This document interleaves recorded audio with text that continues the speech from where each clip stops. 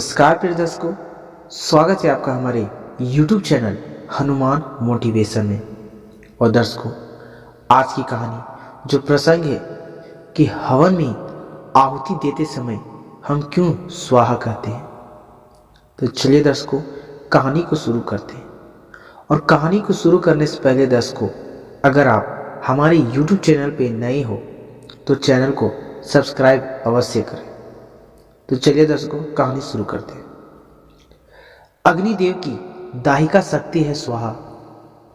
अग्निदेव में जो जलाने की तेज रूपा दाहिका शक्ति है, वह देवी स्वाहा का सूक्ष्म रूप है।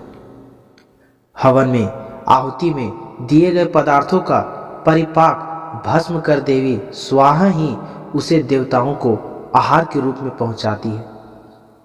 इसलिए इन्हें परिपाक ककरी भी कहते हैं। सृष्टि काल में परम ब्रह्मा परमात्मा स्वयं प्रकृति और पुरुष इन दो रूपों में प्रकट होते हैं। ये प्रकृति देवी ही मूल प्रकृति या पराम्बा कही जाती है। ये आदि शक्ति अनेक लीला रूप धारण करती है। इन्हीं के एक अंश से देवी स्वाहा का प्रादुर्भाव हुआ। अग्निदेव की दाही शक्ति ही आज स्वाहा के बिना देवताओं को नहीं मिलता है। भोजन सृष्टि के आरंभ की बात है। उस समय ब्राह्मण लोग यज्ञ में देवताओं के लिए जो हवनीय सामग्री अर्पित करते थे, वो देवताओं तक नहीं पहुंच पाती थी। देवताओं को भोजन नहीं मिल पा रहा था, इसलिए उन्होंने ब्रह्मलोक में जाकर अपने आहार के लिए ब्रह्मा जी से प्रार्थना की। देवताओं की बात सुनकर ब्रह्मा जी ने भगवान श्री कृष्ण का ध्यान किया। भगवान के आदेश पर ब्रह्मा जी देवी मूल प्रकृति की उपासना करने लगे। इससे प्रसन्न होकर देवी मूल प्रकृति की कला से देवी स्वाहा प्रकट हो गई और ब्रह्मा जी से वर मांगने को कहा। ब्रह्मा जी ने कहा, आप अग्निदेव की दाहिका शक्ति होने की कृपा करें। आपके बिना अग्नि आहुतियों को भस्म करने में असमर्थ है। आप अग्निदेव की गृहस्वामिनी बनकर लोक पर उपकार करें। ब्रह्मा जी की बात सुनकर भगवान श्री कृष्ण में अनुरुक्त देवी स्वाहा उदास हो गई और बोली, परम ब्रह्मा श्री कृष्ण के अलावा संसार में जो कुछ भी है सब भ्रम है। तुम जगत की रक्षा करते हो।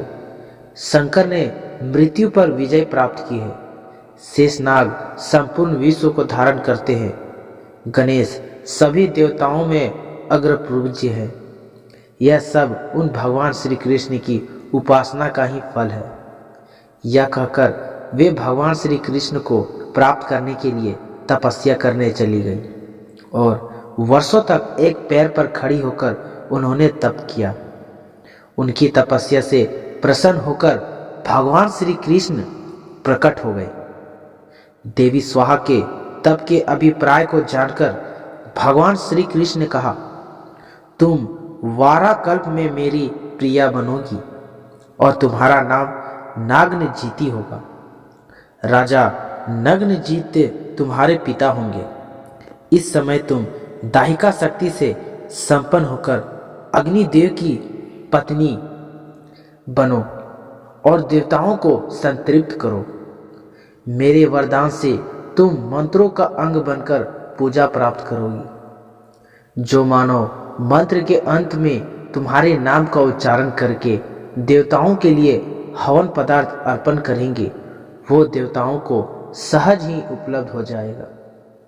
देवी स्वाहा बनी अग्निदेव की पत्नी। भगवान श्री कृष्ण की आज्ञा से अग्निदेव का देवी स्वाहा के साथ विवाह संस्कार हुआ। शक्ति और शक्तिमान के रूप में दोनों प्रतिष्ठित होकर जगत के कल्याण में लग गईं। तब से ऋषि मुनि और ब्राह्मण मंत्रों के साथ स्वाहा का उच्चारण करके अग्नि में आहुति देने लगे और वह हव्य पदार्थ देवताओं को आहार रूप में प्राप्त होने लगा। जो मनुष्य स्वाहायुक्त मंत्र का उच्चारण करता है, उसे मंत्र पढ़ने मात्र से ही सिद्धि प्राप्त हो जाती है।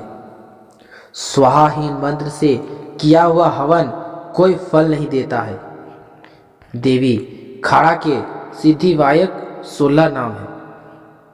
स्वाहा वहिनी प्रिया, वहिनी जाया, संतोषकारिणी, शक्ति, क्रिया, कालदात्री, परिपाकक्री, ध्रुवा, गति, नारदायिका, दहन क्षमा, संसार सार रूपा, घोर संसार तारिणी, देव जीवन रूपा, देवोपोषणकारिणी। इन नामों के पाठ करने वाले मनुष्य कोई भी शुभ कार्य अधूरा नहीं रहता। वह समस्त सिद्धियां और मनोकामनाओं को प्राप्त कर लेता है। तो दर्शकों, आशा करता हूं कि आपको यह वीडियो पसंद आई होगी, और अगर पसंद आई हो तो वीडियो को एक लाइक जरूर करें और अपने दोस्तों परिवारों को शेयर करना ना भूलें।